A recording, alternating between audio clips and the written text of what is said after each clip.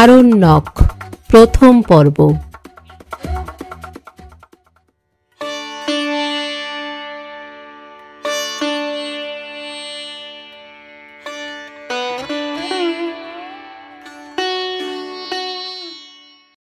প্রস্তাবনা।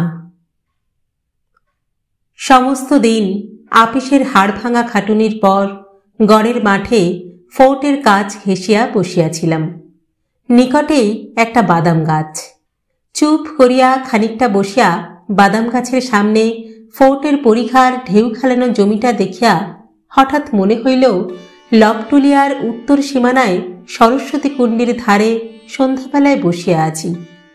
পরক্ষণেই পলাশী গেটের পথে মোটর হর্নের আওয়াজে সে ভ্রম ঘুচিল।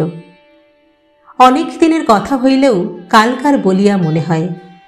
কলিকাতা শহরের হইচই কর্মকোলাহলের মধ্যে অহরহ ডুবিয়া থাকিয়া এখন যখন লবটুলিয়া বৈহার কি আজমাবাদের সে অরণ্য ভূভাগ, সে জ্যোৎস্না, সে তিমিরময়ী স্তব্ধ রাত্রি, ধুধু ঝাউবন আর কাশবনের চর, দিগ্বলয়হীন ধূসর শৈলশ্রেণী, গভীর রাত্রে বন্য নীল গায়ের দলের দ্রুত পদধ্বনি, খর রৌদ্র মধ্যাহ্নে সরস্বতী কুণ্ডের জলের ধারে পিপাসার্থ বন্য মহিষ, সে অপূর্ব মুক্ত শিলাশ্রিত প্রান্তরে রঙিন বনফুলের শোভা, ফুটন্ত রক্ত পলাশের ঘন অরণ্যের কথা ভাবি, তখন মনে হয় বুঝি কোন অবসর দিনের শেষে সন্ধ্যায় ঘুমের ঘোরে এক সৌন্দর্য ভরা জগতের স্বপ্ন দেখিয়াছিলাম। পৃথিবীতে তেমন দেশ যেন কোথাও নাই। শুধু বন প্রান্তর নয়, কত ধরনের মানুষ দেখিয়াছিলাম। কুন্তা, মুসাম্মাদ কুন্তার কথা মনে হয়। এখনো যেন সুংঠিয়া বৈহারের বিস্তীর্ণ বন্যকুলের জঙ্গলে সে দরিদ্র মেয়েটি তার ছেলে মেয়েদের সঙ্গে লইয়া বন্যকুল সংগ্রহ করিয়া তাহার দৈনন্দিন জীবনযাত্রার ব্যবস্থায় ব্যস্ত। নয়তো জ্যোৎস্না ভরা গভীর শীতের রাতে সে আমার পাতের ভাত লইবার আশায় আজমাবাদ কাছারির প্রাঙ্গণের এক কোণে ইঁদারাটার কাছে দাঁড়াইয়া আছে। মনে হয় ধাতুরিয়ার কথা, নাটুয়া বালক ধাতুরিয়া। দক্ষিণ দেশে ধরমপুর পরগনার ফসল মারা যাওয়াতে ধাতুরিয়া নাচিয়া গাহিয়া পেটের ভাত জুটাইতে আসিয়াছিল। লবটুলিয়া অঞ্চলের জনবিরল বন্য গ্রামগুলিতে চীনা ঘাসের দানা ভাজা আর আখের গুড় খাইতে পাইয়া কি খুশির হাসি দেখিয়াছিলাম তার মুখে। কোকড়া কোকড়া চুল, ডাগর চোখ, একটু মেয়েলি ধরনের ভাবভঙ্গি। বছর 13-14 বছরের সুশ্রী ছেলেটি। সংসারে বাপ নাই, মা নাই, কেহ কোথাও নাই। তাই সেই অল্প বয়সেই তাহাকে নিজের চেষ্টা নিজেকেই দেখিতে হয়। সংসারের স্রোতে কোথায় ভাসিয়া গেল আবার। মনে পড়ে সরল মহাজন ধাওয়াত সাহুকে। আমার খড়ের বাংলোর কোণটাতে বসিয়া সে বড় বড় সুপারি জাতি দিয়া কাটিতেছে। গভীর জঙ্গলের মধ্যে ছোট্ট কুড়ে ঘরের ধারে বসিয়া দরিদ্র ব্রাহ্মণ রাজু পাড়ে 3টি মহিষ চড়াইতেছে এবং আপন মনে গান গাহিতেছে, দয়া হইজি। মহালি খারুপের পাহাড়ের পাদদেশে বিশাল বন প্রান্তরে বসন্ত নামিয়াছে। লবটুলিয়া বৈহারের সর্বত্র হলুদ রঙের গোলাগুলি ফুলের মেলা। দ্বীপ্রহরে তাম্রাভ রৌদ্রদগ্ধ দিগন্ত বালির ঝড়ে ঝাপসা। রাত্রে দূরে মহালি খারুপের পাহাড়ে আগুনের মালা। শালবনে আগুন দিয়াছে। কত অতি দরিদ্র বালক বালিকা নরনারী, কত দুরন্ত প্রকৃতির মহাজন গায়ক কাঠুরে ভিখারির বিচিত্র জীবনযাত্রার সঙ্গে পরিচয় হইয়াছিল। অন্ধকার প্রান্তরে খড়ের বাংলোয় বসিয়া বসিয়া বন্য শিকারীর মুখে কত অদ্ভুত গল্প শুনিতাম। মোহনপুরা রিজার্ভ ফরেস্টের মধ্যে গভীর রাত্রিতে বন্য মহিষ শিকার করিতে গিয়া ডালপালা ঢাকা গর্তের ধারে বিরাট আকায় বন্য মহিষের দেবতাকে তারা দেখিয়াছিল। ইহাদের কথাই বলিব। জগতের যে পথে সভ্য মানুষের চলাচল কম, কত অদ্ভুত জীবনধারার স্রোত আপন মনে উপল বিকীর্ণ অজানা নদী খাত দিয়া ঝিরঝির করিয়া বহিয়া চলে সে পথে, তাহাদের সহিত পরিচয়ের স্মৃতি আজও ভুলিতে পারি নাই। কিন্তু আমার এ স্মৃতি আনন্দের নয়, দুঃখের। এই স্বচ্ছন্দ প্রকৃতির লীলাভূমি আমার হাতেই বিনষ্ট হইয়াছিল। বনের দেবতারা সেজন্য আমায় কখনো ক্ষমা করিবেন না জানি। নিজের অপরাধের কথা নিজের মুখে বলিলে অপরাধের ভার শুনিয়াছি লঘু হইয়া যায়। তাই এই কাহিনীর অবতারণা।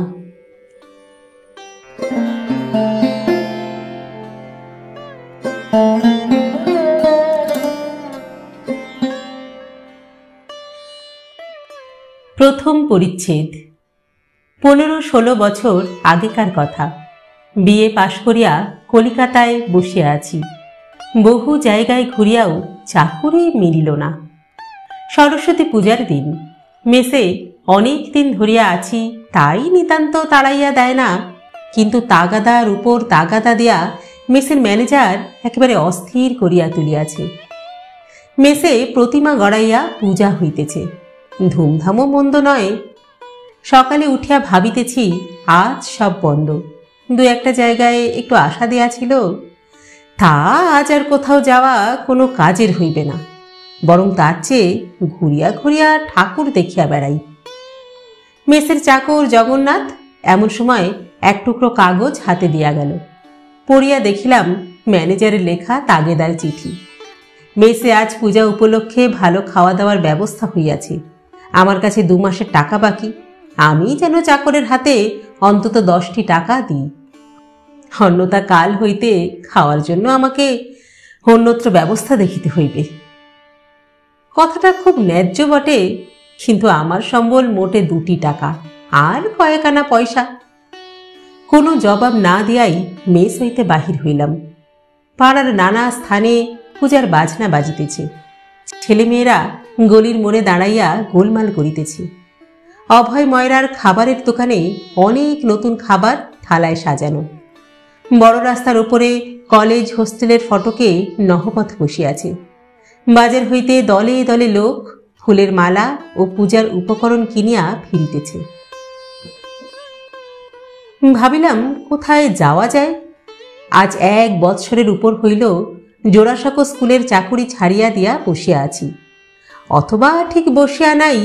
চাকুরির খোঁজে হেন কোনো মার্চেন্ট অফিস নাই, হেন স্কুল নাই, হেন খবরের কাগজ নাই, হেন বড় লোকের বাড়ি নাই, যেখানে অন্তত 10 বার না হাঁটাহাঁটি করিয়াছি।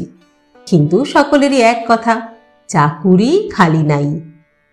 হঠাৎ পথে সতীশের সঙ্গে দেখা। সতীশের সঙ্গে হিন্দু হোস্টেলে একসঙ্গে থাকিতাম। বর্তমানে সে আলিপুরের উকিল। বিশেষ কিছু হয় বলিয়া মনে হয় না। বালিগঞ্জের ওদিকে কোথায় একটা টিউশনি আছে, সেটাই সংসার সমুদ্রে বর্তমানে তাহার পক্ষে ভেলার কাজ করিতেছে। আমার ভেলা তো দূরের কথা, একখানা মাস্তুল ভাঙা কাঠও নেই। যত দূর হাবুডুবু খাইবার তাহা খাইতেছি।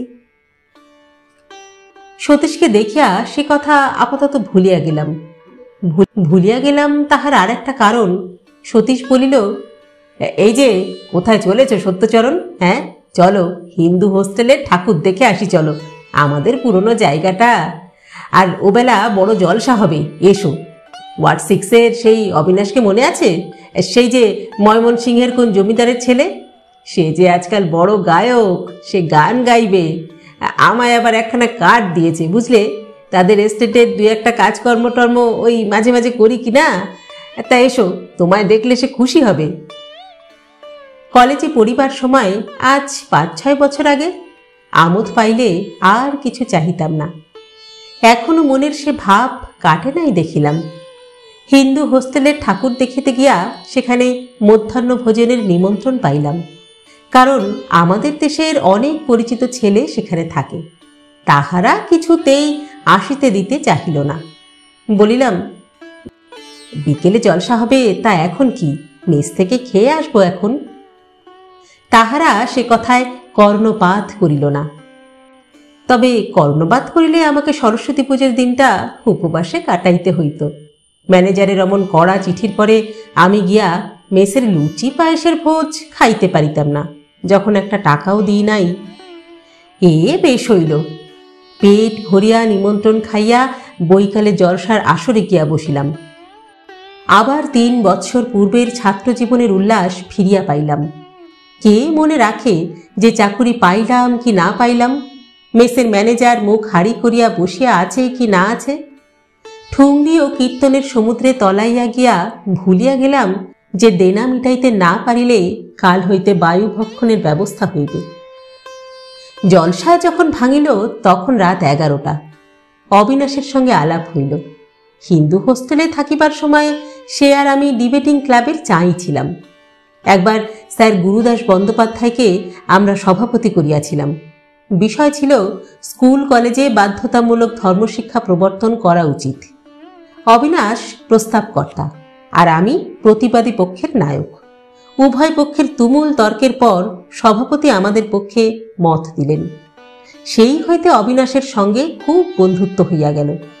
যদিও কলেজ হইতে বাহির হইয়া এই প্রথম আবার তাহার সঙ্গে দেখা সাক্ষাৎ। অবিনাশ বলিল, চলো, আমার গাড়ি রয়েছে, তোমাকে পৌঁছে দিই। তা কোথায় থাকো? মেসের দরজায় নামাইয়া দিয়া বলিল, শোনো, কাল হ্যারিংটন স্ট্রিটে আমার বাড়িতে চা খাবে বিকেল 4টের সময়, বুঝেছ? ভুলে যেও না যেন। 33-2 লিখে রাখো তো নোট বইয়ে। পরদিন খুঁজিয়া হ্যারিংটন স্ট্রিট বাহির করিলাম। বন্ধুর বাড়িও বাহির করিলাম। বাড়ি খুব বড় নয়, তবে সামনে পিছনে বাগান। গেটে উইস্টারিয়া লতা, নেপালি দারোয়ান ও পিতলের প্লেট। লাল সুরকির বাঁকা রাস্তা। রাস্তার একধারে সবুজ ঘাসের বন, অন্য ধারে বড় বড় মুচকুন্দ চাপা ও আম গাছ। গাড়ি বারান্দায় বড় একখানা মোটর গাড়ি। বড়লোকের বাড়ি নয় বলিয়া ভুল করিবার কোনো দিক হইতে কোনো উপায় নাই। সিঁড়ি দিয়া উপরে উঠিয়াই বসিবার ঘর। অবিনাশ আসিয়া আদর করিয়া ঘরে বসাইল এবং প্রায় সঙ্গে সঙ্গেই পুরাতন দিনের কথাবার্তায় আমরা দুজনেই মশগুল হইয়া গেলাম।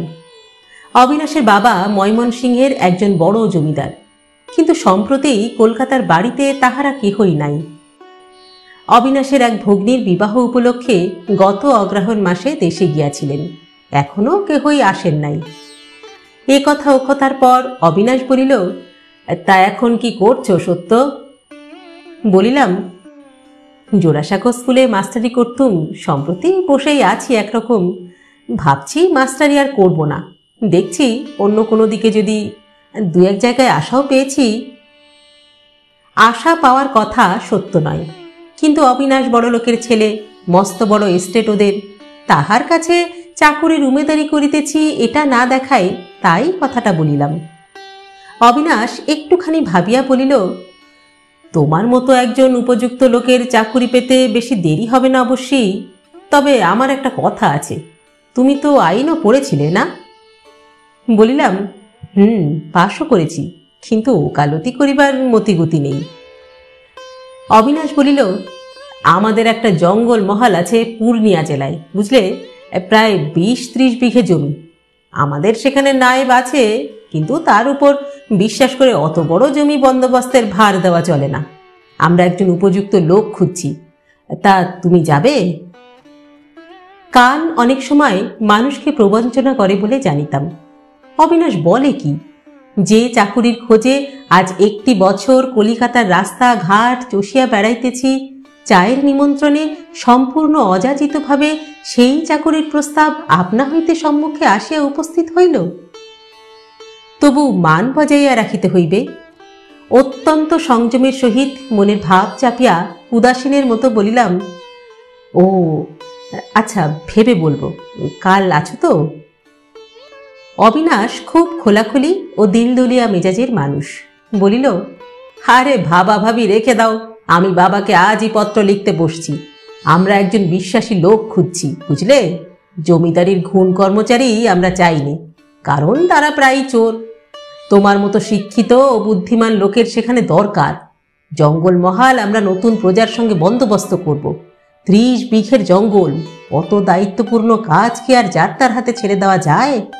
তোমার সঙ্গে তো আজ আলাপ নয়, তোমার নাড়ি নক্ষত্র আমি জানি। তুমি রাজি হয়ে যাও ভাই, আমি এক্ষুনি বাবাকে লিখে তোমার অ্যাপয়েন্টমেন্ট লেটার আনিয়ে দিচ্ছি। কি করিয়া চাকুরি পাইলাম তাহা বেশি বলিবার আবশ্যক নাই, কারণ এই গল্পের উদ্দেশ্য সম্পূর্ণ স্বতন্ত্র। সংক্ষেপে বলিয়া রাখি, অবিনাশের বাড়ির চায়ের নিমন্ত্রণ খাইবার 2 সপ্তাহ পরে আমি একদিন নিজের জিনিসপত্র লইয়া B&W রেলওয়ের একটা ছোট স্টেশনে নামিলাম।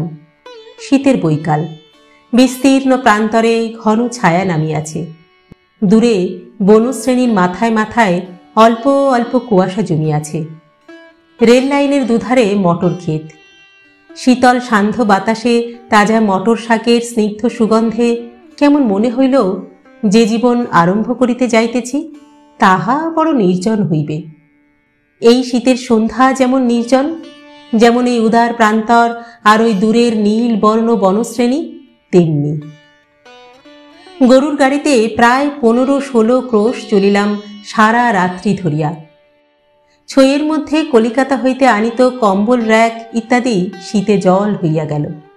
কে জানিত এ অঞ্চলে এমন ভয়ানক শীত। সকালে রৌদ্র যখন উঠিয়াছে তখনও পথ চলিতেছি। দেখিলাম জমির প্রকৃতি বদলাইয়া গিয়াছে। প্রাকৃতিক দৃশ্যও অন্য মূর্তি পরিগ্রহ করিয়াছে। ক্ষেত খামার নাই, বস্তির লোকালয়ও বড় একটা দেখা যায় না। কেবল ছোট বড় বন, কোথাও ঘন কোথাও পাতলা, মাঝে মাঝে মুক্ত প্রান্তর, কিন্তু তাহাতে ফসলের আবাদ নাই। কাছারিতে পৌঁছিলাম বেলা 10টার সময়। জঙ্গলের মধ্যে প্রায় 10-15 বিঘা জমি পরিষ্কার করিয়া কতগুলি খড়ের ঘর, জঙ্গলেরই কাঠ বাঁশ ও খড় দেয়া তৈরি। ঘরে শুকনো ঘাস ও বন ঝাউয়ের সঙ্গে গুড়ির বেড়া, তাহার উপর মাটি দিয়া লেপা। ঘরগুলি নতুন তৈরি। ঘরের মধ্যে ঢুকিয়াই টাটকা কাটা খড়, আধকাচা ঘাস ও বাঁশের গন্ধ পাওয়া গেল। জিজ্ঞাসা করিয়া জানিলাম আগে জঙ্গলের ওদিকে কোথাও কাছারি ছিল, কিন্তু শীতকালে সেখানে জলাভাব হওয়ায় এই ঘর নতুন বাধা হইয়াছে। কারণ পাশেই একটা ঝর্ণা থাকায় এখানে জলের কষ্ট নাই। জীবনের বেশিরভাগ সময় কলিকাতায় কাটাইয়াছি। বন্ধু বান্ধবের সঙ্গ, লাইব্রেরি, থিয়েটার, সিনেমা, গানের আড্ডা, এইসব ভিন্ন জীবন কল্পনা করিতে পারি না। এই অবস্থায় চাকুরির কয়েকটি টাকার খাতিরে যেখানে আসিয়া পড়িলাম, এত নির্জন স্থানের কল্পনাও কোনো দিন করি নাই। দিনের পরে দিন যায়, পূর্বাকাশে সূর্যের উদয় দেখি দূরের পাহাড় ও বন জঙ্গলের মাথায়। আবার সন্ধ্যার সময় বন ঝাউ ও দীর্ঘ ঘাসের বন শীর্ষ সিঁদুরে রঙে রাঙাইয়া সূর্যকে ডুবিয়া যাইতে দেখি। ইহার মধ্যে শীতকালের যে 11 ঘণ্টা ব্যাপী দিন, তা যেন খাঁ খাঁ করে শূন্য। কি করিয়া তাহা পুরাইব, প্রথম প্রথম সেইটা আমার পক্ষে হইল মহা সমস্যা। কাজকর্ম করিলে অনেক করা যায় বটে, কিন্তু আমি নিতান্ত নব আগন্তুক, এখনো ভালো করিয়া এখানকার লোকের ভাষা বুঝিতে পারি না। কাজের কোনো বিলি ব্যবস্থাও করিতে পারি নাই। নিজের ঘরে বসিয়া বসিয়া যে কয়খানি বই সঙ্গে আনিয়াছিলাম তাহা পড়িয়াই কোনো রকমে দিন কাটাই। কাছারিতে লোকজন যারা আছে তারা নিতান্ত বর্বর, না বোঝে তাহারা আমার কথা, আর আমি না বুঝি তাহাদের কথা। প্রথম দিন 10 কি যে কষ্টে কাটিল। কতবার মনে হইল চাকুরিতে দরকার নাই, এখানে হাঁপাইয়া মরার চেয়ে আধপেটা খাইয়া কলিকাতায় থাকা ভালো। অবিনাশের অনুরোধে কি ভুলই করিয়াছি এই জনহীন জঙ্গলে আসিয়া। এ জীবন আমার জন্য নয়। রাত্রিতে নিজের ঘরে বসিয়া এই সবই ভাবিতেছি, এমন সময় ঘরের দরজা ঠেলিয়া কাছারির বৃদ্ধ মুহুরী গোষ্ঠ চক্রবর্তী প্রবেশ করিলেন। এই একমাত্র লোক যাহার সহিত বাংলা বলিয়া হাঁফ ছাড়িয়া বাঁচি। গোষ্ঠবাবু এখানে আছেন অন্তত 17-18 বছর। বর্ধমান জেলার বনপাশ স্টেশনের কাছে কোন গ্রামে যেন বাড়ি। বলিলাম, বসুন গোষ্ঠবাবু। গোষ্ঠবাবু অন্য একখানা চেয়ারে বসিলেন। বলিলেন, আপনাকে একটা কথা বলতে এলাম নিলিবিলি। এখানকার কোনো মানুষকে বিশ্বাস করবেন না। এ বাংলাদেশ নয়, এখানকার লোকজন বড় খারাপ। বাংলাদেশের মানুষও সবাই যে খুব ভালো এমন নয় গোষ্ঠবাবু। সে আর আমার জানতে বাকি নেই ম্যানেজার বাবু। সেই দুঃখে আর ম্যালেরিয়ার তাড়নাতেই তো প্রথমে এখানে আসি। প্রথম এখানে এসে বড় কষ্ট হতো, এ জঙ্গলে মন হাঁপিয়ে উঠত। আর আজকাল আজকাল এমন হয়েছে যে দেশ তো দূরের কথা, পূর্ণিয়া কি পাটনাতে গিয়ে 2-3 দিনের বেশি থাকতে পারি নে। গোষ্ঠবাবুর মুখের দিকে সকৌতুকে চাহিলাম। বলে কি? জিজ্ঞাসা করিলাম, থাকতে পারেন না কেন? জঙ্গলের জন্য মন হাঁপায় নাকি? গোষ্ঠবাবু আমার দিকে চাহিয়া একটু হাসিলেন, বলিলেন, ঠিক তাই ম্যানেজার বাবু, আপনিও বুঝবেন।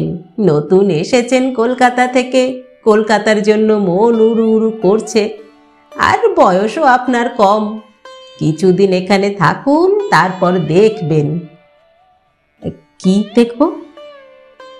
জঙ্গল আপনাকে পেয়ে বসবে। কোনো গোলমাল কি লোকের ভিড় ক্রমশ আর ভালো লাগবে না। আমারও যে তাই হয়েছে মশাই। এই তো গত মাসে মুঙ্গের গিয়েছিলাম মোকদ্দমার কাজে, তা কেবল মনে হয় কবে এখান থেকে বেরুবো। মনে মনে ভাবছিলাম, ভগবান সে দুরবস্থার হাত হইতে আমায় উদ্ধার করুন। তার আগেই চাকুরিতে ইস্তফা দেয়া কোন কালে কলকাতায় ফিরিয়া গিয়াছি। গোষ্ঠবাবু বলিলেন, বন্দুকটা রাত বিরাতে শিয়রে রেখে শোবেন, জায়গা তো ভালো নয়। এর আগে একবার কাছারিতে ডাকাতি হয়ে গিয়েছে, তবে আজকাল আর এখানে টাকা কড়ি থাকে না, এই যা কথা। কৌতূহলের সহিত বলিলাম, বলেন কি, কতদিন আগে ডাকাতি হয়েছিল? বেশি না, এই বছর 8-9 আগে। কিছুদিন থাকুন, তখন সব জানতে পারবেন। এই অঞ্চল বড় খারাপ, তাছাড়া এই ভয়ানক জঙ্গলে ডাকাতি করে মেরে দিলে দেখবেই বা কে? গোষ্ঠবাবু চলিয়া গেলে একবার ঘরের জানালার কাছে গিয়া দাঁড়াইলাম। দূরে জঙ্গলের মাথায় চাঁদ উঠিতেছে, আর সেই উদীয়মান চন্দ্রের পটভূমিকায় আঁকাবাঁকা একটা বন ঝাউয়ের ডাল, ঠিক যেন জাপানি চিত্রকর হাকুশাই অঙ্কিত একটা ছবি। চাকুরি করিবার আর জায়গা খুঁজিয়া পাই নাই, এই সব বিপজ্জনক স্থান। আগে জানিলে কখনোই অবিনাশকে কথা দিতাম না। দুর্ভাবনা সত্ত্বেও উদীয়মান চন্দ্রের সৌন্দর্য আমাকে বড় মুগ্ধ করিল। কাছারির অনতি দূরে একটা ছোট পাথরের টিলা, তার উপর প্রাচীন ও সুবৃহৎ একটা বটগাছ। এই বটগাছের নাম গ্রান্ট সাহেবের বটগাছ। কেন এই নাম হইল তখন অনুসন্ধান করিয়াও কিছু জানিতে পারি নাই। একদিন নিস্তব্ধ অপরাহ্নে বেড়াইতে বেড়াইতে পশ্চিম দিগন্তে সূর্যের শোভা দেখিতে টিলার উপরে উঠিলাম। টিলার উপরকার বটতলায় আসন্ন সন্ধ্যার ঘন ছায়ায় দাঁড়াইয়া দাঁড়াইয়া কত দূর পর্যন্ত এক চমকে দেখিতে পাইলাম।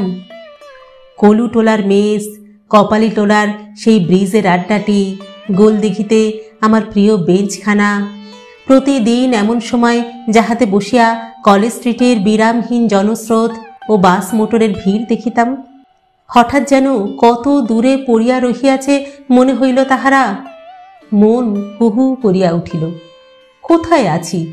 কোথাকার জনহীন অরণ্য প্রান্তরে খড়ের চালায় বাস করিতেছি চাকুরির খাতিরে? মানুষ এখানে থাকে? লোক নাই, জন নাই, সম্পূর্ণ নিঃসঙ্গ, একটা কথা কহিবার মানুষ পর্যন্ত নাই। এদেশের এই সব মূর্খ বর্বর মানুষ, যারা একটা কথা ভালো করিয়া বলিলে বুঝিতে পারে না, এদেরই সাহচর্যে দিনের পর দিন কাটাইতে হইবে। সেই দূর বিসর্পী দিগন্তব্যাপী জনহীন সন্ধ্যার মধ্যে দাঁড়াইয়া মন উদাস হইয়া গেল, কেমন ভয়ও হইল। তখন সংকল্প করিলাম, এ মাসের আর সামান্য দিনই বাকি, সামনের মাসটা কোনরূপে চোখ বুজিয়া কাটাইব। তারপর অবিনাশকে একখানা লম্বা পত্র লিখিয়া চাকুরিতে ইস্তফা দিয়া কলিকাতায় ফিরিয়া গিয়া সভ্য বন্ধুবান্ধবদের অভ্যর্থনা পাইব। সভ্য খাদ্য খাইয়া, সভ্য সুরের সঙ্গীত শুনিয়া, মানুষের ভিড়ের মধ্যে ঢুকিয়া বহু মানবের আনন্দ উল্লাস ভরা কণ্ঠস্বর শুনিয়া বাঁচিব। পূর্বে কি জানিতাম মানুষের মধ্যে থাকিতে এত ভালোবাসি, মানুষকে এত ভালোবাসি? তাহাদের প্রতি আমার যে কর্তব্য হয়, সবসময় তাহা করিয়া উঠিতে পারি না। কিন্তু ভালোবাসি তাহাদের নিশ্চয়, নতুবা এত কষ্ট পাইব কেন তাহাদের ছাড়িয়া আসিয়া? প্রেসিডেন্সি কলেজের রেলিংয়ে বই বিক্রি করে সেই যে বৃদ্ধ মুসলমানটি, কতদিন তাহার দোকানে দাঁড়াইয়া পুরনো বই ও মাসিক পত্রিকার পাতা উল্টাইয়াছি। কেনা উচিত ছিল হয়তো, কিন্তু কেনা হয় নাই। সেও যেন পরম আত্মীয় বলিয়া মনে হইল। তাহাকে আজ কতদিন দেখি নাই। কাছারিতে ফিরিয়া নিজের ঘরে ঢুকিয়া টেবিলে আলো জ্বালাইয়া একখানা বই লইয়া বসিয়াছি। সিপাহী মুনেশ্বর সিং আসিয়া সেলাম করিয়া দাঁড়াইল। বলিলাম, কি মুনেশ্বর? ইতিমধ্যে দেহাতে হিন্দি কিছু কিছু বলিতে শিখিয়াছিলাম। মুনেশ্বর বলিল, হুজুর, আমাকে একখানা লোহার কড়া কিনে দেবার হুকুম যদি দেন মহুরী বাবুকে। বলিলাম, কি হবে লোহার কড়া? মুনেশ্বরের মুখ প্রাপ্তির আশায় উজ্জ্বল হইয়া উঠিল। সে বিনীত সুরে বলিল, একখানা লোহার কড়া থাকলে কত সুবিধে হুজুর। যেখানে সেখানে সঙ্গে নিয়ে গেলাম, ভাত রাঁধা যায়, জিনিসপত্র রাখা যায়, ওতে করে ভাত খাওয়াও যায়, ভাঙবে না। আমার একখানা কড়াও নেই হুজুর। কত দিন থেকে ভাবছি একখানা কড়ার কথা, কিন্তু হুজুর বড় গরিব। একখানা কড়ার দাম 6 আনা। অত দাম দিয়ে কড়া কিনি কেমন করে? তাই হুজুরের কাছে আসা। অনেক দিনের সাধ একখানা কড়া আমার হয়। হুজুর যদি মঞ্জুর করেন, হুজুর মালিক। একখানা লোহার কড়াই যে এত গুণের, তাহার জন্য যে এখানে লোকে রাত্রে স্বপ্ন দেখে, এ ধরনের কথা আমি এই প্রথম শুনিলাম। এত গরিব লোক পৃথিবীতে আছে যে 6 আনা দামের একখানা লোহার কড়াই জুটিলে স্বর্গ হাতে পায়। শুনিয়াছিলাম এদেশের লোক বড় গরিব। এত গরিব তাহা জানিতাম না। বড় মায়া হইল। পরদিন আমার সই করা চিরকুটের জোরে মুনেশ্বর সিং নৌগাছিয়া বাজার হইতে একখানা 5 নম্বরের কড়াই কিনিয়া আনিয়া আমার ঘরের মেঝেতে নামাইয়া আমায় সেলাম দিয়া দাঁড়াইল। হো গইল হুজুর কি কৃপা সে, কড়াইয়া হো গইল। তাহার হর্ষোৎফুল্ল মুখের দিকে চাহিয়া আমার এই 1 মাসের মধ্যে সর্বপ্রথম আজ মনে হইল, বেশ লোকগুলো, বড় কষ্ট তো এদের।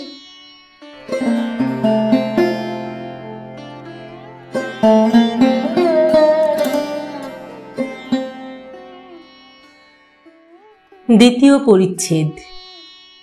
কিছুতেই কিন্তু এখানকার এই জীবনের সঙ্গে নিজেকে আমি খাপ খাওয়াইতে পারিতেছি না। বাংলাদেশ হইতে সদ্য আসিয়াছি, চিরকাল কলিকাতায় কাটাইয়াছি।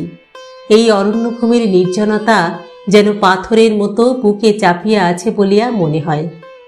একদিন বৈকালে বেড়াইতে বাহির হইয়া অনেক দূর পর্যন্ত যাই। কাছারির কাছে তবু লোকজনের গলা শুনিতে পাওয়া যায়। রশি 2-3 গেলেই কাছারি ঘরগুলো যেন দীর্ঘ বনঝাউ ও কাশ জঙ্গলের আড়ালে পড়ে। তখন মনে হয় সমস্ত পৃথিবীতে আমি একাকী। তারপর যত দূর যাওয়া যায়, চওড়া মাঠের দুধারে ঘন বনের সারি বহু দূর পর্যন্ত চলিয়াছে। শুধু বন আর ঝোপ, গজারি গাছ, বাবলা, বন্য কাঁটাবাস, বেতঝোপ। গাছের ও ঝোপের মাথায় মাথায় অস্তন্মুখ সূর্য সিঁদুর ছড়াইয়া দিয়াছে। সন্ধ্যার বাতাসে বন্য পুষ্প ও তৃণগুল্মের সুঘ্রাণ। প্রতি ঝোপ পাখির কাকলিতে মুখর। তার মধ্যে হিমালয়ের বনটিয়াও আছে। মুক্ত দূর প্রসারী তৃণাবৃত প্রান্তর ও শ্যামল বনভূমির মেলা। এই সময় মাঝে মাঝে মনে হইত যে এখানে প্রকৃতির যে রূপ দেখিতেছি, এমনটি আর কোথাও দেখি নাই।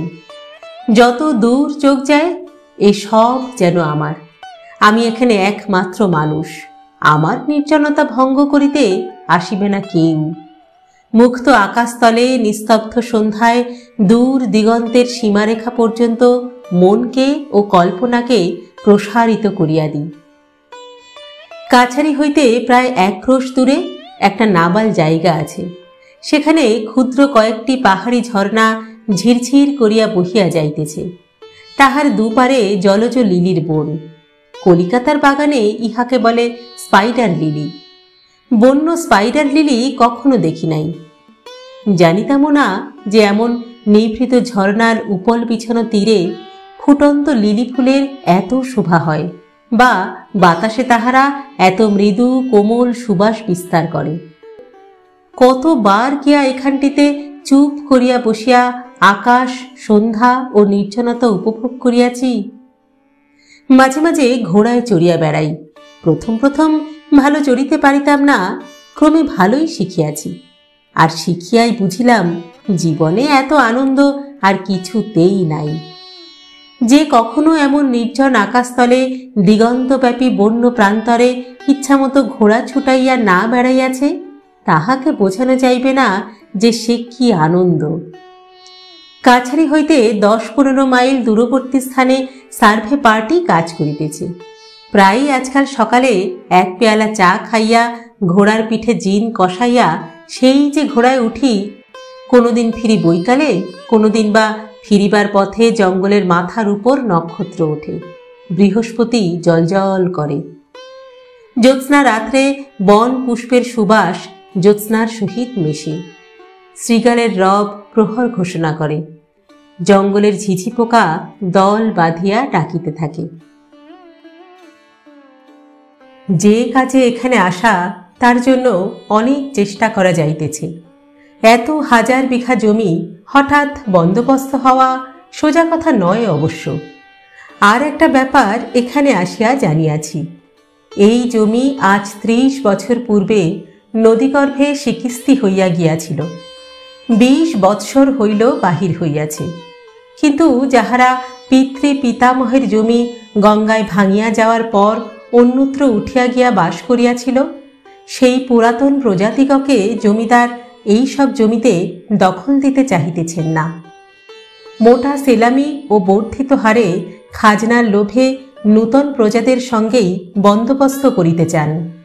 অথচ যেসব গৃহহীন, আশ্রয়হীন, অতি দরিদ্র পুরাতন প্রজাকে তাহাদের ন্যায্য অধিকার হইতে বঞ্চিত করা হইয়াছে, তাহারা বারবার অনুরোধ উপরোধ কান্নাকাটি করিয়াও জমি পাইতেছে না। আমার কাছেও অনেকে আসিয়াছিল। তাহাদের অবস্থা দেখিলে কষ্ট হয়। কিন্তু জমিদারের হুকুম, কোনো পুরাতন প্রজাকে জমি দেওয়া হইবে না। কারণ একবার চাপিয়া বসিলে তাহাদের পুরাতন সত্ত্ব তাহারা আইনত দাবি করিতে পারে। জমিদারের লাঠির জোর বেশি। প্রজারা আজ 20 বৎসর ভূমিহীন ও গৃহহীন অবস্থায় দেশে দেশে মজুরি করিয়া খায়। কেহ সামান্য চাষবাস করে, অনেকে মরিয়া গিয়াছে। তাহাদের ছেলেপিলেরা নাবালক ও অসহায়। প্রবল জমিদারের বিরুদ্ধে স্রোতের মুখে কুটার মতো ভাসিয়া যাইবে। এদিকে নূতন প্রজা সংগ্রহ হয় কোথা হইতে? মুঙ্গের, পূর্ণিয়া, ভাগলপুর, ছাপড়া প্রভৃতি নিকটবর্তী জেলা হইতে লোক যাহারা আসে, দর শুনিয়া পিছাইয়া যায়। 2-5 জন কিছু কিছু লইতেছে। এইরূপ মৃদু গতিতে অগ্রসর হইলে 10,000 বিঘা জঙ্গলি জমি প্রজাবিলি হইতে 20-25 বৎসর লাগিয়া যাইবে। আমাদের এক ডিহি কাছারি আছে, সেও ঘোর জঙ্গলময় মহাল। এখান হইতে 19 মাইল দূরে। জায়গাটার নাম লবটুলিয়া। কিন্তু এখানেও যেমন জঙ্গল, সেখানেও তেমনি। কেবল সেখানে কাছারি রাখিবার উদ্দেশ্য এই যে সেই জঙ্গলটা প্রতি বছর গোয়ালাদের গরু মহিষ চড়াইবার জন্য খাজনা করিয়া দেওয়া হয়। এই বাদে সেখানে প্রায় 200-300 বিঘা জমিতে বন্য কুলের জঙ্গল আছে। লাক্ষাকীট পুষিবার জন্য লোকে এই কুলবন জমা লইয়া থাকে। এই টাকাটা আদায় করিবার জন্য সেখানে 10 টাকা মাহিনার একজন পাটোয়ারি ও তাহার একটি ছোট কাছারি আছে। কুলবন ইজারা দিবার সময় আসিতেছে। একদিন ঘোড়া করিয়া লবটুলিয়াতে রওনা হইলাম। আমার কাছারি ও লবটুলিয়ার মাঝখানে একটু উঁচু রাঙামাটির ডাঙা প্রায় 7-8 মাইল লম্বা। এর নাম ফুলকিয়া বৈহার। কত ধরনের গাছপালা ও ঝোপ জঙ্গলে পরিপূর্ণ। জায়গায় জায়গায় বন এত ঘন যে ঘোড়ার গায়ে ডালপালা ঠেকে। ফুলকিয়া বৈহার যেখানে নামিয়া গিয়া সমতল ভূমির সহিত মিশিল, চাচন বলিয়া একটি পাহাড়ি নদী সেখানে উপল খণ্ডের উপর দিয়া ঝিরঝির করিয়া বহিতেছে। বর্ষাকালে সেখানে জল খুব গভীর, শীতকালে এখন তত জল নাই। লকটুলিয়ায় এই প্রথম আসিলাম। অতি ক্ষুদ্র এক খড়ের ঘর, তার মেঝে জমির সঙ্গে সমতল, ঘরের বেড়া পর্যন্ত শুকনো কাঠের, বন ঝাউয়ের ডালের পাতা দিয়া বাঁধা। সন্ধ্যার কিছু পূর্বে সেখানে পৌঁছিলাম। এত শীত যেখানে থাকি সেখানে নাই। শীতে জমিয়া যাইবার উপক্রম হইলাম বেলা না পড়িতেই। সিপাহীরা বনের ডালপালা জ্বালাইয়া আগুন করিল। সেই আগুনের ধারে ক্যাম্প চেয়ারে বসিলাম। অন্য সবাই গোল হইয়া আগুনের চারিধারে বসিল। কোথা হইতে শের পাঁচেক একটা রুই মাছ পাটোয়ারি আনিয়াছিল। এখন কথা হইল রান্না করিবে কে? আমি সঙ্গে পাচক আনি নাই, নিজেও রাঁধিতে পারি না। আমার সঙ্গে সাক্ষাৎ করিবার জন্য 7-8 জন লোক লকটুলিয়াতে অপেক্ষা করিতেছিল। তাহাদের মধ্যে কণ্টু মিশ্র নামে এক মৈথিল ব্রাহ্মণকে পাটোয়ারি রান্নার জন্য নিযুক্ত করিল। পাটোয়ারিকে বলিলাম, এইসব লোকেই কি ইজারা ডাকবে? পাটোয়ারি বলল, আগে না হুজুর, ওরা খাবার লোভে এসেছে। আপনার আসবার নাম শুনে আজ 2 দিন ধরে কাছারিতে এসে বসে আছে। এই দেশের লোকের ওই একরকম অভ্যেস। আরও অনেকে বোধহয় কাল আসবে। এমন কথা কখনো শুনি নাই। বলিলাম, সে কি, আমি তো নিমন্ত্রণ করিনি এদের। হুজুর, এরা বড় গরিব, ভাত জিনিসটা খেতেই পায় না। কলাইয়ের ছাতু, মাকায়ের ছাতু এই এরা 12 মাস খায়। ভাত খেতে পাওয়াটা এদের কাছে ভোজের সমান বলে বিবেচনা করে।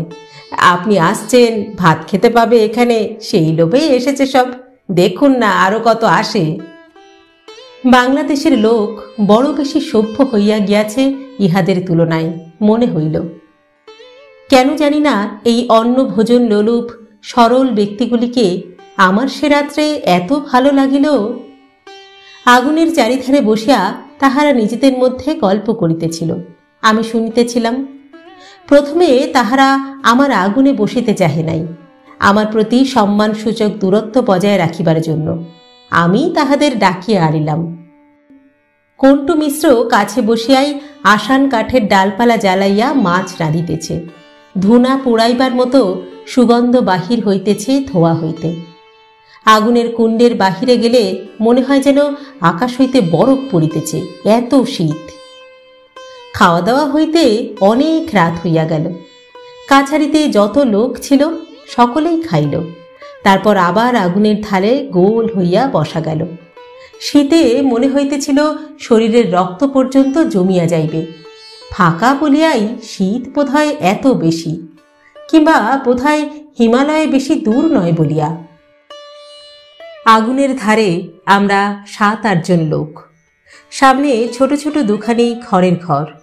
একখানিতে থাকিব আমি, আর একখানিতে বাকি এতগুলি লোক। আমাদের চারিদিকে ঘিরিয়া অন্ধকার বন ও প্রান্তর। মাথার উপরে নক্ষত্র ছড়ানো দূর প্রসারী অন্ধকার আকাশ। আমার বড় অদ্ভুত লাগিল, যেন চিরপরিচিত পৃথিবী হইতে নির্বাসিত হইয়া মহাশূন্যে এক গ্রহে অন্য কোনো অজ্ঞাত রহস্যময় জীবনধারার সহিত জড়িত হইয়া পড়িয়াছি। একজন 30-32 বছরের লোক এ দলের মধ্যে আমার মনোযোগকে বিশেষভাবে আকৃষ্ট করিয়াছিল। লোকটির নাম গগন তেওয়ারি। শ্যামবর্ণ দোহারা চেহারা, মাথায় বড় চুল, কপালে 2টি লম্বা ফোঁটা কাটা। এই শীতে তার গায়ে একখানা মোটা চাদর ছাড়া আর কিছু নাই। এদেশের রীতি অনুযায়ী গায়ে একটা মেরচাই থাকা উচিত ছিল, কিন্তু তা পর্যন্ত নাই। অনেকক্ষণ হইতে আমি লক্ষ্য করিতেছিলাম যে সে সকলের দিকে কেমন কুণ্ঠিতভাবে চাহিতেছিল। কারো কথায় কোনো প্রতিবাদ করিতেছিল না, অথচ কথা যে সে কম বলিতেছিল তা নয়। আমার প্রতি কথার উত্তরে সে কেবল বলে, হুজুর। এদেশের লোকে যখন কোনো মান্য ও উচ্চ পদস্থ ব্যক্তির কথা মানিয়া লয়, তখন কেবল মাথা সামনের দিকে অল্প ঝাঁকাইয়া সসম্ভ্রমে বলে, হুজুর। গণরীকে বলিলাম, তুমি থাকো কোথায় তেওয়ারিজি? আমি যে তাহাকে সরাসরি প্রশ্ন করিব এতটা সম্মান যেন তাহার পক্ষে সম্পূর্ণ অপ্রত্যাশিত। এভাবে সে আমার দিকে চাহিল, বলিল, ভীমদাস টোলা হুজুর। তারপর সে তাহার জীবনের ইতিহাস বর্ণনা করিয়া গেল, একটা না নয়, আমার প্রশ্নের উত্তরে টুকরো টাকরা ভাবে। গণরি তেওয়ারির বয়স যখন 12 বছর, তখন তার বাপ মারা যায়। এক বৃদ্ধা পিসিমা তাহাকে মানুষ করে। সেই পিসিমাও বাপের মৃত্যুর বছর 5 পরে যখন মারা গেলেন, গণরি তখন জগতে ভাগ্য অন্বেষণে বাহির হইল। কিন্তু তাহার জগৎ পূর্বে পূর্ণিয়া জেলা, পশ্চিমে ভাগলপুর জেলার সীমানা, দক্ষিণে নির্জন অরণ্যময় ফুলকিয়া বৈহার, উত্তরে কুশী নদী, ইহার মধ্যেই সীমাবদ্ধ। ইহারই মধ্যে গ্রামে গ্রামে গৃহস্থের দুয়ারে ফিরিয়া কখনো ঠাকুর পূজা করিয়া, কখনো গ্রাম্য পাঠশালায় পণ্ডিতি করিয়া, কায় ক্লেশে নিজের আহারের জন্য কলের ছাতু ও চীনা ঘাসের দানার রুটির সংস্থান করিয়া আসিয়াছে। সম্প্রতি মাস 2 চাকুরি নাই। পর্বতা গ্রামের পাঠশালা উঠিয়া গিয়াছে। ফুলকিয়া বৈহারের 10,000 বিঘা অরণ্যময় জঙ্গলে লোকের বসতি নাই। এখানে যে মেষপালকের দল মহিষ চড়াইতে আসে জঙ্গলে, তাহাদের বাথানে বাথানে ঘুরিয়া সে খাদ্য ভিক্ষা করিয়া বেড়াইতেছিল। আজ আমার আসিবার খবর পাইয়া অনেকের সঙ্গে এখানে আসিয়াছে। আসিয়াছে কেন, সেই কথা আরও চমৎকার। এখানে এত লোক কেন এসেছে তেওয়ারিজি? হুজুর, সবাই বললে ফুলকিয়ার কাছারিতে ম্যানেজার এসেছেন, সেখানে গেলে ভাত খাওয়া যাবে, তাই ওরা এলো। ওদের সঙ্গে আমিও এলাম। ভাত এখানকার লোকে কি খেতে পায় না? কোথায় পাবে হুজুর, নওগাছিয়ার মারোয়ারিরা রোজ ভাত খায়। আমি নিজে ভাত খেলাম আজ বোধহয় 3 মাস পরে। গত ভাদ্র মাসের সংক্রান্তিতে রাজবিহারী সিং রাজপুতের বাড়ি নেমন্তন্ন ছিল। সে বড় লোক, ভাত খাইয়েছিল, তারপর আর খায়নি হুজুর। যতগুলি লোক আসিয়াছিল এই ভয়ানক শীতে কাহারও গাত্র বস্ত্র নাই। রাত্রে আগুন পোহাইয়া রাত কাটায়। শেষ রাত্রে শীত যখন বেশি পড়ে, তখন আর ঘুম হয় না শীতের চোটে। আগুনের খুব কাছে ঘেঁষিয়া বসিয়া থাকে ভোর পর্যন্ত। কেন জানি না ইহাদের হঠাৎ এত ভালো লাগিল। ইহাদের দারিদ্র্য, ইহাদের সারল্য, কঠোর জীবন সংগ্রাম, ইহাদের যুঝিবার ক্ষমতা, এই অন্ধকার অরণ্যভূমি ও হিম বর্ষি মুক্ত আকাশ, বিলাসিতার কোমল পুষ্পাশ্রিত পথে ইহাদের যাইতে দেয় নাই, কিন্তু ইহাদিগকে সত্যকার পুরুষ মানুষ করিয়া গড়িয়াছে। 2টি ভাত খাইতে পারার আনন্দে ইহারা ভীমদাসটোলা ও পর্বতা হইতে 9 মাইল পথ হাঁটিয়া আসিয়াছে বিনা নিমন্ত্রণে।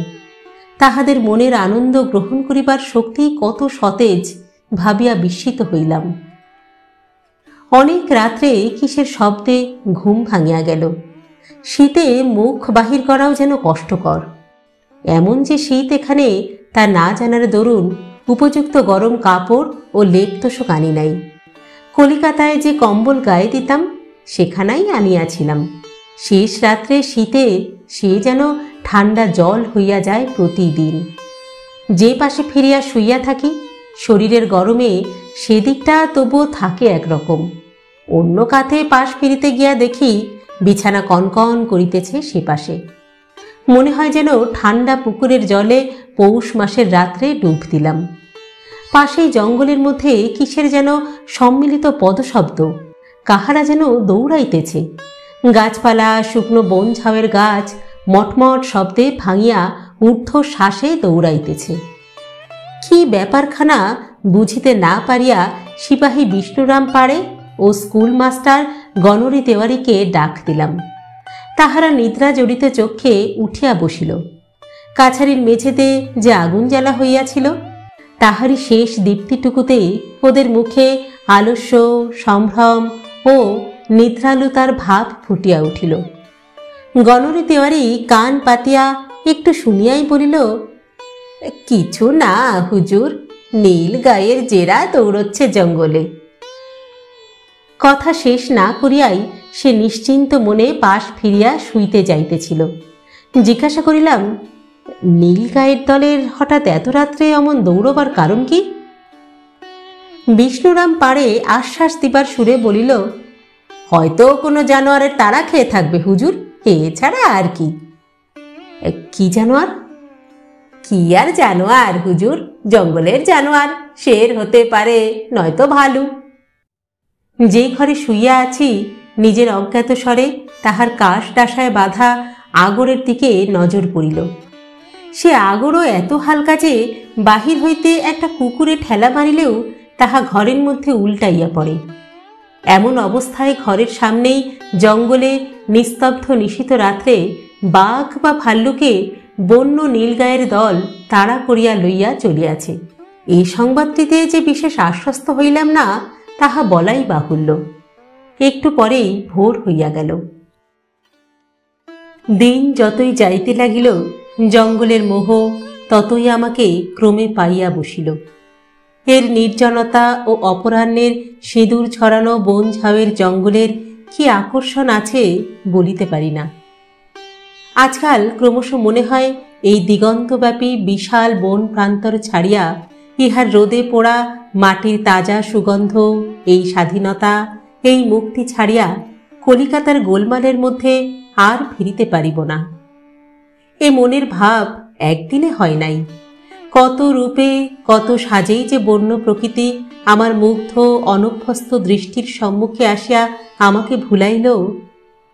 কত সন্ধ্যা আসিল অপূর্ব রক্ত মেঘের মুকুট মাথায়, দুপুরের খরতর রৌদ্র আসিল উন্মাদিনী ভৈরবীর বেশে, গভীর নিশীথে জ্যোৎস্নাবরণী সুরসুন্দরীর সাজে হিম স্নিগ্ধ বন কুসুমের সুবাস মাখিয়া, আকাশ ভরা তারার মালা গলায়, অন্ধকার রজনীতে কালপুরুষের আগুনের খড়গ হাতে দিকবিদিক ব্যাপিয়া বিরাট কালী মূর্তিতে।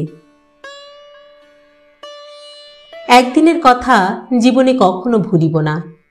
মনে আছে সেদিন দোল পূর্ণিমা। কাছারির সিপাহীরা ছুটি চাহিয়া লইয়া সারা দিন ঢোল বাজাইয়া হোলি খেলিয়াছে। সন্ধ্যার সময়ও নাচ গানের বিরাম নাই দেখিয়া আমি নিজের ঘরে টেবিলে আলো জ্বালাইয়া অনেক রাত পর্যন্ত হেড অফিসের জন্য চিঠিপত্র লিখিলাম। কাজ শেষ হইতেই ঘড়ির দিকে চাহিয়া দেখি রাত প্রায় 1টা বাজে। শীতে জমিয়া যাইবার উপক্রম হইয়াছি। একটা সিগারেট ধরাইয়া জানালা দিয়া বাহিরের দিকে উঁকি মারিয়া মুগ্ধ ও বিস্মিত হইয়া দাঁড়াইয়া রহিলাম। যে জিনিসটা আমাকে মুগ্ধ করিল তাহা পূর্ণিমা নিশীথিনীর অবর্ণনীয় জ্যোৎস্না। হয়তো যতদিন আসিয়াছি শীতকাল বলিয়া গভীর রাত্রে কখনো বাহিরে আসি নাই, কিংবা অন্য যে কোনো কারণেই হোক ফুলকিয়া বৈহারের পরিপূর্ণ জ্যোৎস্না রাত্রির রূপ আমি এই প্রথম দেখিলাম। দরজা খুলিয়া বাহিরে আসিয়া দাঁড়াইলাম। কেহ কোথাও নাই। সিপাহীরা সারা দিন আমোদ প্রমোদের পর ক্লান্ত দেহে ঘুমাইয়া পড়িয়াছে। নিঃশব্দ অরণ্যভূমি, নিস্তব্ধ জ্যোৎস্নাহীন নিশীথ রাত্রি। সে জ্যোৎস্না রাত্রির বর্ণনা নাই। কখনো সেরকম ছায়াবিহীন জ্যোৎস্না আমি জীবনে দেখি নাই। এখানে খুব বড় বড় গাছ নাই, ছোটখাটো বন ঝাউ ও কাশবন, তাহাতে তেমন ছায়া হয় না। চকচকে সাদা বালি মিশানো জমি ও শীতের রৌদ্রে অর্ধশুষ্ক কাশবনে জ্যোৎস্না পড়িয়া এমন এক অপার্থিব সৌন্দর্যের সৃষ্টি করিয়াছে যাহা দেখিলে মনে কেমন ভয় হয়। মনে কেমন একটা উদাস বাধাহীন মুক্ত ভাব, মন হু হু করিয়া ওঠে। চারিধারে চাহিয়া সেই নীরব নিশীথ রাত্রে জ্যোৎস্না ভরা আকাশতলে দাঁড়াইয়া মনে হইল এক অজানা পরিরাজ্যে আসিয়া পড়িয়াছি। মানুষের কোনো নিয়ম এখানে খাটিবে না। এইসব জনহীন স্থান গভীর রাত্রে জ্যোৎস্নালোকে পরীদের বিচরণ ভূমিতে পরিণত হয়। আমি অনধিকার প্রবেশ করিয়া ভালো করি নাই। তাহার পর ফুলকিয়া বৈহারের জ্যোৎস্না রাত্রি কতবার দেখিয়াছি। ফাগুনের মাঝামাঝি যখন দুধলি ফুল ফুটিয়া সমস্ত প্রান্তরে যেন রঙিন ফুলের গালিচা বিছাইয়া দেয়, তখন কত জ্যোৎস্না শুভ্র রাত্রে বাতাসে দুধলি ফুলের মিষ্ট সুবাস প্রাণ ভরিয়া আঘ্রাণ করিয়াছি। প্রত্যেকবারই মনে হইয়াছে জ্যোৎস্না যে এত অপরূপ হইতে পারে, মনে এমন ভয় মিশ্রিত উদাস ভাব আনিতে পারে, বাংলাদেশে থাকিলে তাহা তো কোনোদিনও ভাবিও নাই। ফুলকি আর সে জ্যোৎস্না রাত্রির বর্ণনা দিবার চেষ্টা করিব না। সেরূপ সৌন্দর্য লোকের সহিত প্রত্যক্ষ পরিচয় যতদিন না হয়, ততদিন শুধু কানে শুনিয়া বা লেখা পড়িয়া তাহা উপলব্ধি করা যাইবে না, করা সম্ভব নয়। অমন মুক্ত আকাশ, অমন নিস্তব্ধতা, অমন নির্জনতা, অমন দিক দিগন্ত বিসর্পিত বনানীর মধ্যেই শুধু অমন্তর রূপ লোক ফুটিয়া ওঠে। জীবনে একবারও সে জ্যোৎস্নারাত্রি দেখা উচিত। যে না দেখিয়াছে ভগবানের সৃষ্টির একটি অপূর্ব রূপ, তাহার নিকট চির অপরিচিতই রহিয়া গেল।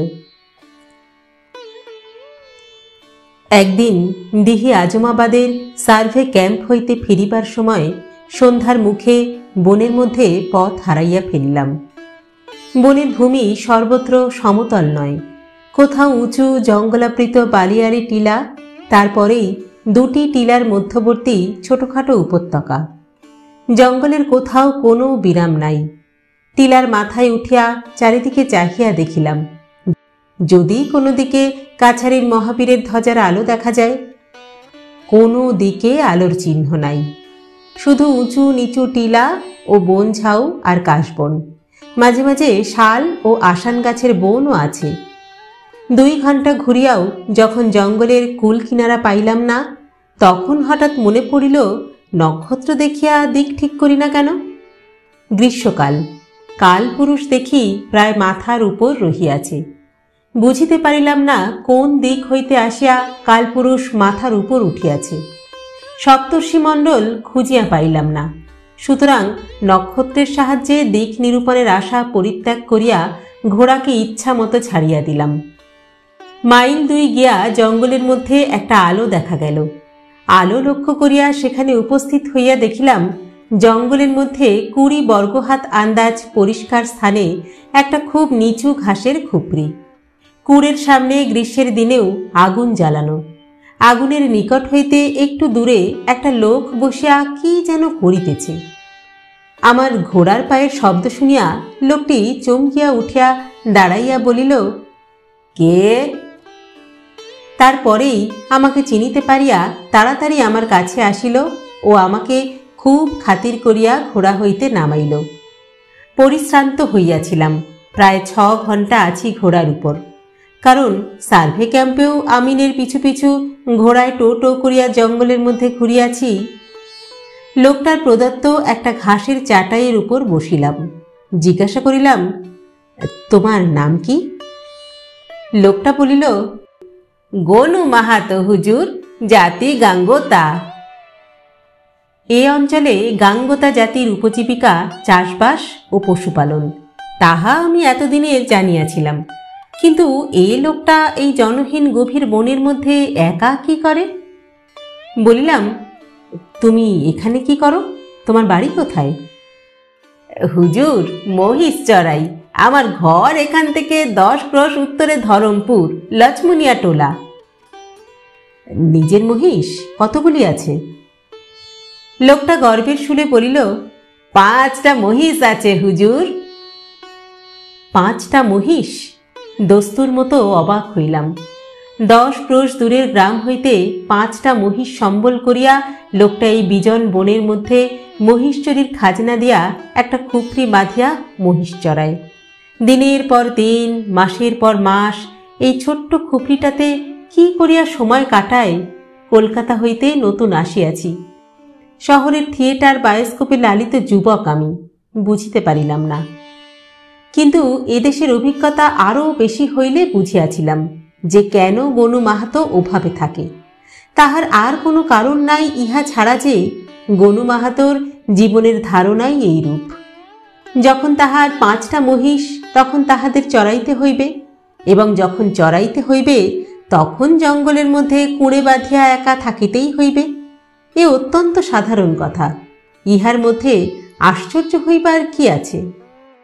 গনু লম্বা শালপাতার একটা লম্বা পিকা বা চুরুট তৈরি করিয়া আমার হাতে দিয়া সসম্ভ্রমে আমায় অভ্যর্থনা করিল। আগুনের আলোতে উহার মুখ দেখিলাম। বেশ চওড়া কপাল, উঁচু নাক, কালো রং, মুখশ্রী সরল, শান্ত চোখের দৃষ্টি। বয়স 60-এর উপর হইবে। মাথার চুল একটিও কালো নাই, কিন্তু শরীর এমন সুগঠিত যে এই বয়সেও প্রত্যেকটি মাংসপেশি আলাদা করিয়া গুনিয়া লওয়া যায়। গনু আগুনে আরো বেশি কাঠ ফেলিয়া দেয়া নিজেও একটি শালপাতার পিকা ধরাইল। আগুনের আভায় খুপরির মধ্যে এক আধখানা পিতলের বাসন চকচক করিতেছে। আগুনের কুণ্ডের মণ্ডলীর বাহিরে ঘোরতর অন্ধকার ও ঘন বন। বলিলাম, গনু, এখানে একা থাকো, জন্তু জানোয়ারের ভয় করে না? গনু বলিল, ভয় ডর থাকলে কি আর আমাদের চলে হুজুর? আমাদের যখন এই ব্যবসা। হ্যাঁ, এই তো সেদিন রাত্রে আমার খুপরির পিছনে বাঘ এসেছিল। মহিষের 2টো বাচ্চা আছে, ওদের উপরেই তাক। একটা শব্দ শুনে উঠে আমি টিন বাজাই, মশাল জ্বালি, চিৎকার করি। সে রাত্রে আর ঘুম হলো না হুজুর। শীতকালে তো সারা রাত এই বনে ফেউ ডাকে। খাও কি এখানে? দোকান টোকান তো নিশ্চয় নেই। জিনিসপত্র পাও কোথায়? চাল ডাল? হুজুর, দোকানের জিনিস কেনার মতো পয়সা কি আর আমাদের আছে? না আমরা বাঙালি বাবুদের মতন ভাত খেতে পাই? এই জঙ্গলের পিছনে আমার 2 বিঘা খেরি ক্ষেত আছে। খেরির দানা সিদ্ধ আর জঙ্গলে বাথুয়া শাক হয়, তাই সিদ্ধ, আর একটু লুন, হেই খাই। আর ফাল্গুন মাসে জঙ্গলে গুর্মি ফল ফলে, লুন দিয়ে কাঁচা খেতে বেশ লাগে। লতানে গাছ, ছোট ছোট কাকুরের মতো ফল হয়। সে সময় 1 মাস এ অঞ্চলে যত গরিব লোক সব গুর্মি ফল খেয়ে কাটিয়ে দেয়। দলে দলে ছেলে মেয়েরা আসবে তখন জঙ্গলের গুর্মি তুলতে। জিজ্ঞাসা করিলাম, রোজ রোজ খেরির দানা সিদ্ধ আর বাথুয়া শাক ভালো লাগে? কি করব হুজুর, আমরা গরিব লোক, বাঙালি বাবুদের মতো ভাত খেতে পাবো কোথায়? ভাত এ অঞ্চলের মধ্যে কেবল রাসবিহারী সিং আর নন্দলাল পাড়ে খায় 2 বেলা। সারাদিন মহিষের পিছনে ভূতের মতো খাটি হুজুর। সন্ধ্যের সময় ফিরি যখন, তখন এত খিদে পায় যে যা পাই তাই খেতেই ভালো লাগে। গনুকে বলিলাম, কলকাতা শহর দেখেছ গনু? না হুজুর, তবে কানে শুনেছি। ভাগলপুর শহরে একবার গিয়েছি, বড় ভারী শহর। ওখানে হাওয়ার গাড়ি দেখেছি, বড় তাজ্জব চিজ হুজুর। ঘোড়া নেই, কিছু নেই, আপনা আপনি রাস্তা দিয়ে চলছে। হ্যাঁ, এই বয়সে উহার স্বাস্থ্য দেখিয়া অবাক হইলাম। সাহসও যে আছে ইহা মনে মনে স্বীকার করিতে হইল। গনুর জীবিকা নির্বাহের একমাত্র অবলম্বন মহিষ কয়টি। তাদের দুধ অবশ্য এই জঙ্গলে কে কিনিবে? দুধ হইতে মাখন তুলিয়া ঘি করে ও 2-3 মাসের ঘি একত্র করিয়া 9 মাইল দূরবর্তী ধরমপুরের বাজারে মারোয়ারিদের নিকট বিক্রয় করিয়া আসে। আর থাকিবার মধ্যে ওই 2 বিঘা খেরি, অর্থাৎ শ্যামা ঘাসের ক্ষেত, যার দানা সিদ্ধ এ অঞ্চলে প্রায় সব গরিব লোকেরই একটা প্রধান খাদ্য। গনু সে রাত্রে আমাকে কাছারিতে পৌঁছিয়া দিল, কিন্তু গনুকে আমার এত ভালো লাগিল যে কতবার শান্ত বিকালে তাহার খুপরির সামনে আগুন পোহাইতে পোহাইতে গল্প করিয়া কাটাইয়াছি। ও দেশের নানারূপ তথ্য গনুর কাছে যেরূপ শুনিয়াছিলাম অত কেউ দিতে পারে নাই। গনুর মুখে কত অদ্ভুত কথা শুনিতাম, পুরুক্কু সাপের কথা, জীবন্ত পাথর ও আতুরে ছেলের হাঁটিয়া বেড়াইবার কথা ইত্যাদি। ওই নির্জন জঙ্গলের পারিপার্শ্বিক অবস্থার মধ্যে গনুর সেসব গল্প অতি উপাদেয় ও অতি রহস্যময় লাগিত। আমি জানি, কলিকাতা শহরে বসিয়া সেসব গল্প শুনিলে তাহা আজগুবি ও মিথ্যে মনে হইতে বাধ্য। যেখানে সেখানে সে গল্প শোনা চলে না। গল্প শুনিবার উপযুক্ত ও পারিপার্শ্বিক অবস্থার উপর উহার মাধুর্য যে কতখানি নির্ভর করে তাহা গল্পপ্রিয় ব্যক্তি মাত্রেই জানেন। গনুর সকল অভিজ্ঞতার মধ্যে আমার আশ্চর্য বলিয়া মনে হইয়াছিল বন্য মহিষের দেবতা টাঁড়বারোর কথা। কিন্তু যেহেতু এই গল্পের একটি অদ্ভুত উপসংহার আছে, সেজন্য সে কথা এখন না বলিয়া যথাস্থানে বলিব। এখানে বলিয়া রাখি, গনু আমাকে যেসব গল্প বলিত তাহা রূপকথা নহে, তাহার ব্যক্তিগত অভিজ্ঞতার বিষয়। গনু জীবনকে দেখিয়াছে, তবে অন্যভাবে। অরণ্য প্রকৃতির ঘনিষ্ঠ সংস্পর্শে আজীবন কাটাইয়া সে অরণ্য প্রকৃতি সম্বন্ধে একজন রীতিমতো বিশেষজ্ঞ ব্যক্তি। তাহার কথা হঠাৎ উড়াইয়া দেওয়া চলে না। মিথ্যা বানাইয়া বলিবার মতো কল্পনা শক্তিও গনুর আছে বলিয়া আমার মনে হয় নাই।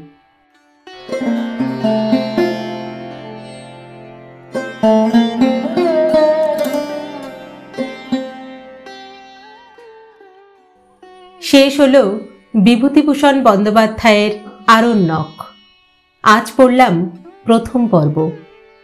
আজকের পর্বটি কেমন লাগলো আপনাদের কমেন্ট বক্সে অবশ্যই জানাবেন। কিন্তু গল্প পাঠ যদি ভালো লাগে তাহলে একটা ছোট্ট লাইক করে দেবেন। আর হ্যাঁ, সেই সঙ্গে আমাদের চ্যানেলটিকে সাবস্ক্রাইব করে নিতেও ভুলবেন না কিন্তু। আজ তাহলে এই পর্যন্তই। পরবর্তী পর্ব নিয়ে ফিরে আসব খুব শীঘ্র। ততদিন সকলে সুস্থ থাকবেন, ভালো থাকবেন এবং অবশ্যই আমাদের সঙ্গে থাকবেন। নমস্কার।